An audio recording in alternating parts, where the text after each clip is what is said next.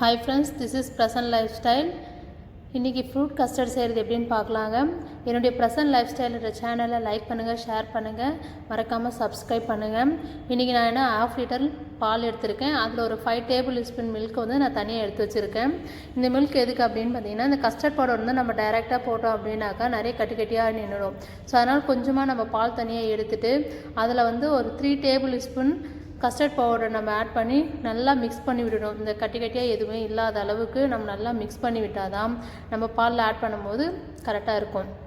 அதனால் வந்து 3 table spoon பவுடரை எடுத்துகிட்டு அதை நல்லா மிக்ஸ் பண்ணிக்கலாம். நாம் மிக்ஸ் பண்ணி வச்சதுக்கப்புறமா நாம் சுகரை வந்து தேவையான அளவுக்கு எடுத்துக்கலாம். நான் இன்றைக்கி வந்து ஒரு கப்பில் வந்து 3/4 அளவுக்காக நான் எடுத்துருக்கிறேன். இந்த சர்க்கரை உங்களுக்கு போதுமானதாக இல்லை அப்படின்னா நீங்கள் ஆட் பண்ணிக்கலாம். பால் நல்லா கொதி வரட்டும். கொதி வந்ததுக்கப்புறமா இந்த 3/4 கப்பு சுகரை எடுத்து ஆட் பண்ணிக்கலாம். ஆட் பண்ணிட்டு நல்லா கலக்கி விட்டுட்டு ஒரு 2-3 மினிட்ஸ் நல்லா வந்து கொதிக்க விடணும். அதுக்கப்புறமா நம்ம கலந்து வச்சுருக்க இல்லைங்களா அந்த கஸ்டர்ட் பவுடரையும் மில்க்கையும் இது என்ன செய்யணும் அப்படின்னு பார்த்தீங்கன்னா, அந்த பாலோடு நம்ம நீர் மெதுவாக ஊற்றணும். நம்ம டேரெக்டாக ஊற்றிட்டு அப்படின்னா அடியில் போய் நின்றுடும், நமக்கு கட்டியாக வர ஆரம்பிக்கும். அதனால் கொஞ்சம் கொஞ்சமாக ஊற்றி கலக்கி விட்டுட்டே இருக்கணும்.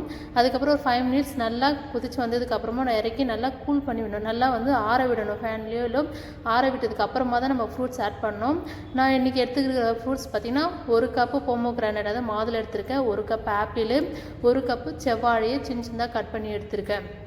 அது கூடவே ஒரு 10-15 கருப்பு திராட்சை, இல்லை வெள்ளை திராட்சை, பச்சை திராட்சை எது வேணாலும் போடலாம். அதை நான் சின்னதாக கட் பண்ணிவிட்டு நான் ஆட் பண்ணியிருக்கேன். இதை நல்லா மிக்ஸ் பண்ணி விட்டுடணும். மிக்ஸ் பண்ணி விட்டதுக்கப்புறமா பாதாம் பீஸ்ன்னு பார்த்தீங்கன்னா நம்ம தேவையான அளவுக்கு நைட்டே ஊற வச்சு எடுத்துடணும். நைட்டே ஊற வச்சதுனால எனக்கு இந்த அளவுக்கு கிடச்சிருக்கு. இதை நான் ஒரு 3 டேபிள் ஸ்பூன் யூஸ் பண்ணுறேன். நான் இந்த பாதாம் பீஸ்னு வந்து டெய்லி வந்து வாட்டரில் மிக்ஸ் பண்ணி குடிக்கிறதுனால நிறையவே நான் சேர்த்து ஊற வச்சுருக்கேன். இது ஒரு 3 டேபிள் ஸ்பூன் சேர்த்து நல்லா மிக்ஸ் பண்ணி விட்டுடலாம். இது கூட நம்ம சப்ஜா சீட்ஸோ இல்லை சியா சீட்ஸ் எதனால நம்ம ஆட் பண்ணிக்கலாம்.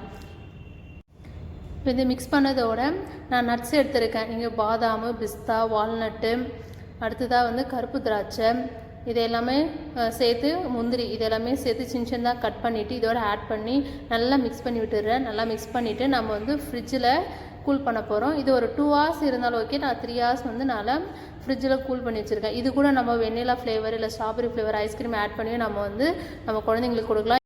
3 மணி நேரம் கழிச்சு எடுத்திருக்கேன். இது கூட நான் பன்னீர் ரோசரி இதழ்கள் வந்து சேர்த்துருக்கேன். உங்களுக்கு வேணான்னா போடாமல் விட்டுடலாம். இதை குழந்தைங்களுக்கு செஞ்சு கொடுத்து பாருங்கள், கண்டிப்பாக விரும்பி சாப்பிடுவாங்க. என்னுடைய ப்ரெசன்ட் லைஃப் ஸ்டைல் என்ற சேனலை சப்ஸ்கிரைப் பண்ணுங்கள். Thank you friends.